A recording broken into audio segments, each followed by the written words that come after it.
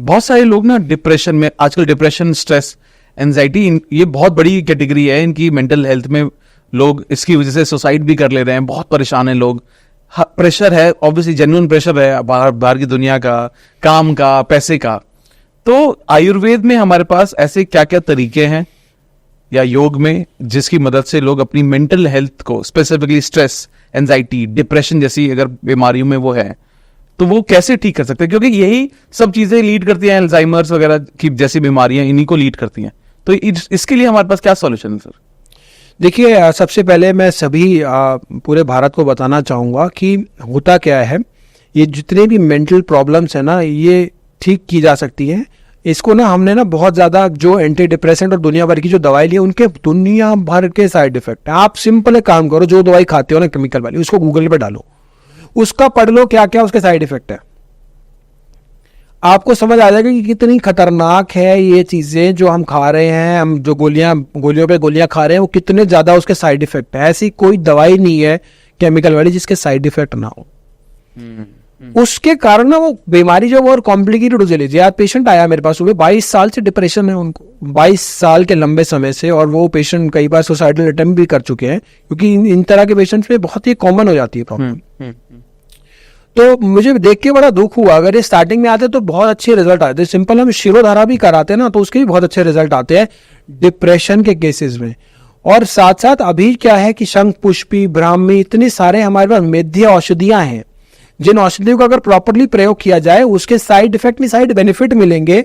और साथ में अगर हम पंचकर्म से इसको कंबाइन करते हैं, साथ में हम योग करते हैं, मेडिटेशन करते हैं, मार्वलेस इफेक्ट उनका, बहुत अच्छे एक्स्ट्राऑर्डिनरी इफेक्ट आते हैं डिप्रेशन के पेशेंट्स में, मेंटल हेल्थ के पेशेंट्स में। आयुर्वेद का बहुत बड़ा रोल है, और बहुत से पेशेंट्स की दवाइयां, एंटी डिप्रेसेंट्स बंद हुई हैं। और मुझे लगता है कि जो स्टार्टिंग फेज में है ना, वो तो बिल्कुल ही इसको अच्छे से ठीक कर सकते हैं, कोई दिक्कत ही नहीं। लेकिन जितनी बीमारी पुरानी हो जाती है उसमें थोड़ा सा टाइम ज्यादा लगेगा, लेकिन उनको भी रिजल्ट आए।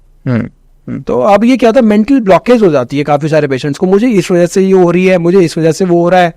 अब इस मेंटल ब्लॉकेज को ठीक करने के लिए पहले अपने इंद्रियों पे कंट्रोल करना जरूरी है, इंद्रियों पे विजय पाना भी जरूरी है, जो हमें आयुर्वेद से सीखने को मिलता है। बिकॉज इट्स आयुर्वेद एक ऐसी साइंस है जो एक उपवेद है, अथर्ववेद का उपवेद है आयुर्वेद, जो एक रिलीजियस उससे रिलेटेड है। दुनिया में 100 से अधिक पैथी है, और किसी पैथी में ऐसा नहीं है। तो हम पूरी हेल्थ के ऊपर फोकस करते हैं। डिप्रेशन जैसी प्रॉब्लम जो स्टार्टिंग से ही ठीक हो सकती है, अगर हम कुछ मैंने चीजें भी बताई पहले कैसे कैसे कर सकते हैं, उसके साथ साथ अगर हम ये फॉलो कर ले, शिरोधारा करा ले, अभ्यंग करा ले, हफ्ते में एक बार अभ्यंग सबको कराना चाहिए, बॉडी बढ़िया रहती है। क्या है अभ्यंग, थोड़ा सा आप बता पाएंगे? आम भाषा में बोलूं तो पंचकर्मा की जो थेरेपीज होती है, मसाज होती है बॉडी के ऊपर, वो होती है। लेकिन उसमें हम अलग अलग प्रकार के मर्म होते हैं जो हम बॉडी में कहते हैं, जिसको प्रेस करा जाता है, जिससे बॉडी जो है वो अच्छी रहती है। एक्यूपंक्चर है? एक्यूपंक्चर टोटली डिफरेंट है, ये पंचकर्मा थेरेपी में आता है। पंचकर्मा की है जिसमें अभ्यंग हम फुल बॉडी में मेडिकेटेड ऑयल के द्वारा पूरी बॉडी में करते हैं। साथ साथ अगर मान लीजिए किसी घुटने में दर्द है, जानू वस्त्री देते हैं, किसी को पीठ में दर्द है, किसी को कहिए तो कटी वस्त्री हो गई, वृक धारा हो गई। इस प्रकार से अलग अलग हम तरीकों से मेडिकेटेड ऑयल का उपयोग करके पूरी बॉडी के लिए पंचकर्मा के अंदर बहुत अच्छे रिजल्ट देखने को मिलते हैं, और जो बीमारी है वो जड़ से ठीक होती है। अब जैसे आपने पंचकर्मा के बारे में बात की, मैं कुछ दिन पहले से इसके बारे में जान रहा हूँ और समझ रहा हूँ। पंचकर्मा आज के वक्त में थोड़ा, बहुत लोग बात कर रहे हैं इसके बारे में। लोग ये भी बात कर रहे हैं कि काइंड ऑफ ये आपका बॉडी डिटॉक्स हो जाती है। तो पंचकर्मा कितनी जरूरी और कितनी सही है उन लोगों के लिए भी जिनको कोई बीमारी नहीं है? जिनको कोई बीमारी नहीं है, साल में 7 दिन जो है वो पंचकर्मा कराना चाहिए। वमन विरेचन टेक्निक होती है, जिसके अंदर जो है हम जितने भी दोष हमारी बॉडी में इकट्ठे हो जाते हैं, वो हम ऊपर वॉमिटिंग के रास्ते और नीचे स्टूल के रास्ते विरेचन, वो सारे शरीर से निकालते हैं, जिसे डिटॉक्स करते हैं। साल में 7 दिन एक बार कराएंगे तो बीमार ही नहीं पड़ेंगे।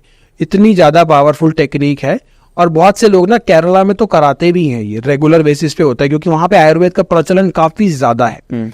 तो ये अगर हम करते हैं, साथ साथ हफ्ते में एक बार सभी को अभ्यंग कराना चाहिए। नियर बाय कोई भी आपका पंचकर्मा सेंटर है, वहां पे जाके आप अभ्यंग करा सकते हो। साथ साथ आप वमन विरेचन करा के बॉडी को डिटॉक्स कर सकते हो। बॉडी जो बिल्कुल आपकी क्लीन हो जाएगी। बहुत से हम आयुर्वेदिक दवाइयां भी शुरू करते हैं ना, तो पहले हम बॉडी को डिटॉक्स करते हैं वमन विरेचन कर, जिसे शोधन क्रिया कहा जाता है। शोधन के बाद हम दवाइयां देते हैं, उन दवाइयों का रिजल्ट बहुत अच्छा आता है, और भी अच्छा आता है। एक चीज मुझे बताइए, जब हम किसी भी आयुर्वेद प्रोसेस को कर रहे हैं अपनी लाइफ में, एक सकारात्मक सोच का साथ में होना कितना ज्यादा जरूरी है? बहुत ज़्यादा ज़रूरी है। मैं हमेशा अपने पेशेंट्स को भी कहता हूँ, जब भी आप दवाई लो ना तो आप बड़े विश्वास से लीजिएगा। देखो, पत्थर भी मूर्ति तब बनती है जब उसमें विश्वास होता है। भाई सही। और ये हमारे अंदर विश्वास ही है जो हमारे, जब हम औषधि को पूरे विश्वास से लेते हैं ना तो उसकी जो हमारी एफिकेसी होती है वो 100 टाइम्स बढ़ जाती है।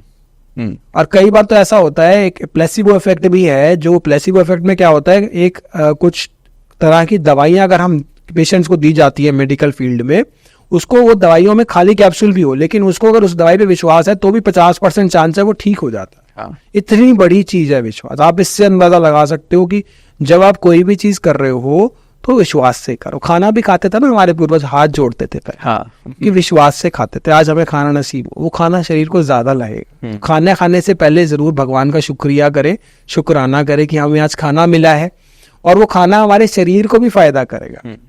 हमने फास्टिंग का कॉन्सेप्ट देखा है। हम जब भी कोई आता है, रिलीजियस फेस्टिवल होता है, कुछ भी होता है, नवरात्रे होती हैं या एकादशी होती है, तो हम फास्ट करते हैं। फास्टिंग का कॉन्सेप्ट जो है ना भगवान के लिए नहीं है। भगवान हमारे खाली पेट से कुछ नहीं होता, हमारे अपने लिए है। भगवान ने हम ऐसा बनाया है कि हमारे अपने लिए अच्छा है। हम जब भी किसी चीज को रिलीजन से जोड़ देते हैं तो उसकी वाइड स्प्रेड एक्सेप्टेंस हो जाती है। हाँ, राइट। तो इसीलिए फास्टिंग को हमने जोड़ दिया रिलीजन से। जब हम फास्ट रखते हैं तो इतना ज्यादा पावरफुल है कि जब हम 24 घंटे कुछ नहीं खाते, एक तो हमारे जीआईटी है उसको आराम मिलता है, 4 से 24 घंटे में खाना पचता है। जब हम 24 घंटे कुछ नहीं खा रहे तो हमारे जीआईटी को रेस्ट मिलेगा, एक दिन वो भी छुट्टी पे रहेगा। दूसरा, जो हमारे सेल्स होते हैं ना, उसमें ना हीलिंग कैपेसिटी होती है हमारे शरीर की बीमारियों को मारने की। सही। जब हम कुछ नहीं खाते तो वो जो बीमारी वाले सेल्स होते हैं वो अपने आप ही खत्म होने लग जाते हैं, उनको हमारे अच्छे सेल्स जो है वो खा जाते हैं। लाइजोसोम्स होते हैं हमारे सेल्स के अंदर जो वो बीमारी वाले सेल्स को खत्म करते जाते हैं, जिसे ऑटोफेजी भी कहते हैं। और ये साइंटिफिकली प्रूवन है। जो आज से कई हजार साल पहले आयुर्वेद में लंघन का कॉन्सेप्ट दिया गया है, उपवास का कॉन्सेप्ट दिया गया, व्रत का कॉन्सेप्ट दिया गया, आज वो साइंटिफिकली दुनिया भर की रिसर्च इसके द्वारा प्रूवन है। ये कितनी एडवांस हमारी जो है वो साइंस है। अब उपवास भी लोग करते हैं ना, क्या खाते हैं, अरे चल ये भी खा ले, चल वो टिक्की भी खा ले, आलू के दुनिया भर के खाते बदलते 2 किलो वेट बढ़ गया, नवरात्रि खत्म। यही होता है। तो ये देखना पड़ेगा कि उपवास जो है उसका करने का प्रॉपर तरीका है। 2 तरीके से उपवास होता है, एक होता है निराहार और एक होता है फलाहार। मतलब या तो आप कुछ नहीं खा रहे पूरा दिन, आप अगर हो सके तो आप लिक्विड डाइट पे हैं, कई लोग विदाउट लिक्विड भी कर सकते हैं, डिपेंडिंग अपॉन आपके शारीरिक बल कितना है, सबके लिए अलग अलग हो सकता है। या फिर आप फल खा रहे हो, सिर्फ फलाहार ले। तो जब हम उपवास करते हैं तो हमारे शरीर में जब हम 24 घंटे कुछ नहीं अन्न डालते तो उसमें जो जितनी भी बीमारियों की हमारी संभावना होती है, बीमारी वाले सेल्स वो ऑटोमेटिकली खत्म करता चला जाता है। कैंसर सेल्स भी जो है वो खत्म होते हैं अगर हम उपवास रखते हैं। तो अगर हम रेगुलर बेसिस पे एकादशी का उपवास रखते हैं 15 दिन में एक बार, और मैं पर्सनली जो है पिछले 10 सालों से हफ्ते में एक उपवास रखता हूँ। हाँ, और उससे क्या है कि बॉडी में जो है ना वो बीमार नहीं पड़ती, वो फिट रहती है बॉडी, और अच्छे से जो है वो आपकी एनर्जी लेवल्स भी बढ़ती हैं, आपकी मेंटल हेल्थ बढ़ती है, आपके अपने इंद्रियों पे कंट्रोल भी बढ़ता है। वो तो आपके चेहरे पर देख के चमक वो लग रहा है मुझे। जी। तो ये बहुत जरूरी है कि हम उपवास को अच्छे से फॉलो करें, उसको अच्छे से हम प्रॉपरली रखें और रिलीजियसली करें उसको। तो ये आइडियली जैसे बताया, जैसे एकादशी, तो हर 15 दिन में आइडियल क्या है, महीने भर में एक फास्ट होना चाहिए? अगर हफ्ते में एक फास्ट रखते हैं ना तो बहुत अच्छा है हमारे शरीर के लिए। अगर जो नहीं रख सकते 15 दिन में एक रख ले, महीने में एक रख ले, 3 महीने में एक रख ले, लेकिन रखे जरूर। उससे हमारी बॉडी जो है ना वो बिल्कुल फिट रहेगी। कोरोना हुआ था और मुझे मतलब I was one of the first one जिनको जिस समय जब कोरोना का इन्फेक्शन आया, क्योंकि वो बाहरी इन्फेक्शन था, वो कोरोना हुआ, मुझे कोरोना हुआ तो मैंने सिर्फ 3 दिन लंघन किया था। 3 दिन के बाद कोरोना मेरा नेगेटिव आ गया था। मेरे पॉजिटिव की रिपोर्ट थी और नेगेटिव की रिपोर्ट। उस समय ना दुनिया भर की वो कॉम्बिनेशन ड्रग्स चल रही थी, लेकिन कोई रिसर्च फाइनल नहीं थी कि क्या लेना क्या नहीं लेना। तो बहुत सारी ड्रग्स चल रही थी, ये लेना है वो लेना है, ऐसे ऐसे करना है। और ये भी प्रोटोकॉल था कि आपको हॉस्पिटल जाना है, हॉस्पिटल जाके एडमिट होना है, फर्स्ट वेव जब आई थी। लेकिन 3 दिन के लंघन के अंदर जो पॉजिटिव था वो कोरोना, वो नेगेटिव आ गया। लंघन इज नथिंग बट उपवास। मतलब आपको बुखार किसी भी प्रकार का हो वो कंट्रोल हो सकता है, चाहे वो कोरोना जैसा घातक हो, खतरनाक भी हो। जिसको एक समय में बहुत ज्यादा ना मेंटल डर था उस समय कि क्या है कोरोना के समय में, जितने लोग कोरोना से नहीं मरे ना वो उससे ज्यादा उसके खौफ से मरे। हाँ। कि ऑक्सीजन नहीं मिल रहा, ये नहीं हो रहा, ऐसे नहीं हो रहा, वैसे, तो उस समय आपको मेंटली स्ट्रांग रहना बहुत जरूरी है। क्योंकि हम मेंटल हेल्थ के बारे में बात करें हमें, तो मेंटली स्ट्रांग रहना उस समय बहुत जरूरी है। मैंने कितने लोगों को देखा वो हॉस्पिटल गए जो आज तक कभी हॉस्पिटल नहीं गए थे, उन देखा आसपास क्या हो रहा है, कैसे लोग परेशान हो रहे हैं, वहां पे उस खौफ के कारण वो उसको झेल नहीं पाए, हार्ट में प्रॉब्लम आ गई, हार्ट अटैक आ गया, इस तरह की समस्या हुई है। तो कोरोना जैसी बीमारी को भी हम लंघन और उपवास के थ्रू ट्रीट कर सकते हैं।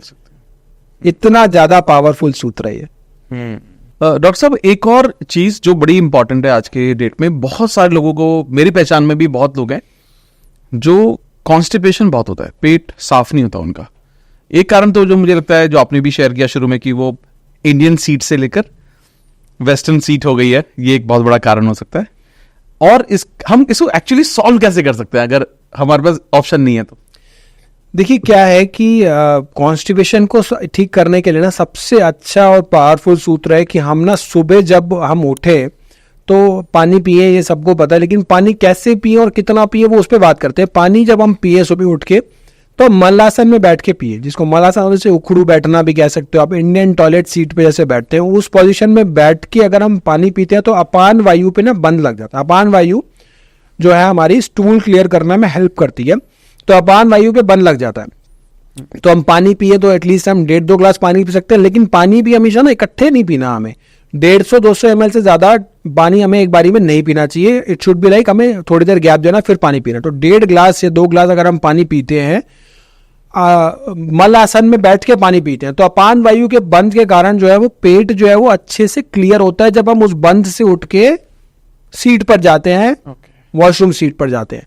तो ये अगर फॉलो करते हैं, इस पोजीशन में बैठ के 1.5-2 ग्लास पानी का सेवन करते हैं, आराम से थोड़ा करते हैं, तो 90% लोगों की कॉन्स्टिपेशन जो है वो ठीक हो जाएगी। अगर बहुत क्रोनिक नहीं है तो इसी से ठीक हो जाएगी कॉन्स्टिपेशन। मल आसन में बैठ के जो है हमें पानी का सेवन करना है। मलासन में बैठ के पहले यूरिन भी किया करते थे हम, आजकल तो हम सीट में बैठ के खड़े होकर यूरिन कर रहे हैं, प्रोस्टेट की प्रॉब्लम बढ़ती चली जा रही है। जब मलासन में बैठ के यूरिन करते हैं तो पेट जो है वो प्रॉपर खाली, यूरिन जो है ब्लैडर जो है हमारा वो प्रॉपर खाली होता है। उस वजह से जो यूरिन जो है वो बचता नहीं है ब्लैडर में, और प्रोस्टेट की समस्या जो कितनी गंभीर समस्या है वो भी नहीं होती। तो छोटी सी चीज अगर हम जो बढ़ती चली जा रही है, स्पेशली मेल्स में जो इतनी ज्यादा समस्या प्रोस्टेट की हो रही है, प्रोस्टेट एनलार्जमेंट हो रही है, अगर हम मलासन में बैठ के यूरिन करते हैं, इंडियन टॉयलेट सीट जिसको कहते थे, तो उसमें प्रोस्टेट की समस्या जो है वो भी नहीं होगी। पहले कहाँ इतना हमने सुना था प्रोस्टेट की प्रॉब्लम हो रही है, आज दुनिया भर के प्रोस्टेट एनलार्जमेंट होती है, फिर वो प्रोस्टेट कैंसर के रूप में बदल जाता है। प्रोस्टेट कैंसर भी नहीं होगा, प्रोस्टेट की समस्या भी काफी कम होगी, और कॉन्स्टिपेशन जो है वो तो बिल्कुल जड़ से ठीक होगी। उसके अलावा साइड बेनिफिट्स तो मिलेंगे जिसकी अगर हम बात करेंगे तो शायद हम कई घंटों तक बात करेंगे। बिल्कुल सर। एक और मैं वापस एक बहुत पहले आपने छेड़ा भी था कि जब हम आयुर्वेद की बात करते हैं तो एक एलिमेंट बहुत इंपॉर्टेंट है जो कि है मेडिटेशन, क्योंकि मैं बहुत ज्यादा प्रमोट करता हूँ मेडिटेशन के बारे में, बहुत बात भी करता हूँ। तो मेडिटेशन का होना, मेडिटेशन को करना, या कोई ऐसी विधि है, कोई तरीका है, स्पेसिफिक तरीका मेडिटेशन का, जिससे अगर कोई अपनी जर्नी की शुरुआत कर रहा है, मेडिटेशन की शुरुआत कर रहा है, तो उसको बहुत ज्यादा लाभ हो सकते हैं? देखिए मेडिटेशन ना बहुत से लोग समझते नहीं है क्या होता है। शायद आपके चैनल पे आप अच्छे से समझाते हो तो आपके व्यूअर समझेंगे, लेकिन जो लोग बिल्कुल नए हैं मेडिटेशन में, उनको कुछ नहीं करना, अपने मगज को ना 10 मिनट आराम देना है। क्योंकि हम इतना ज्यादा बिजी है, कुछ ना कुछ चल रहा है सारा टाइम पे, तो सारा ना प्रेशर हमारे ब्रेन पे पड़ता है। उसको रिलैक्स करने के लिए मेडिटेशन हमें करना, आंखें बंद करके सिर्फ अपनी सांसों के ऊपर, जो हमारी ब्रीद इन ब्रीद आउट हम कर रहे हैं, उसके ऊपर अगर हम ध्यान दें तो हमारा ब्रेन जो है वो काफी हद तक रिलैक्स रहेगा। तो जो भी लोग करना चाहे मेडिटेशन जरूर करनी चाहिए। 5 मिनट अगर हम इतना भी करते हैं तो हमारी ब्रेन भी अच्छी रहेगी और हमारी पूरी बॉडी जो है वो भी हमारे गुड हार्मोन्स रिलीज करेंगे। जब हम स्ट्रेस में होते हैं तो हमारे बैड हार्मोन्स रिलीज होते हैं, कॉर्टिसोल रिलीज होता है, जो हमारे बॉडी को जाके नेगेटिवली इंपैक्ट करते हैं। अब जो है ना, स्ट्रेस में बोलूं किसी को स्ट्रेस नहीं लेना तो वो सही नहीं होगा, क्योंकि स्ट्रेस तो सभी की लाइफ में है।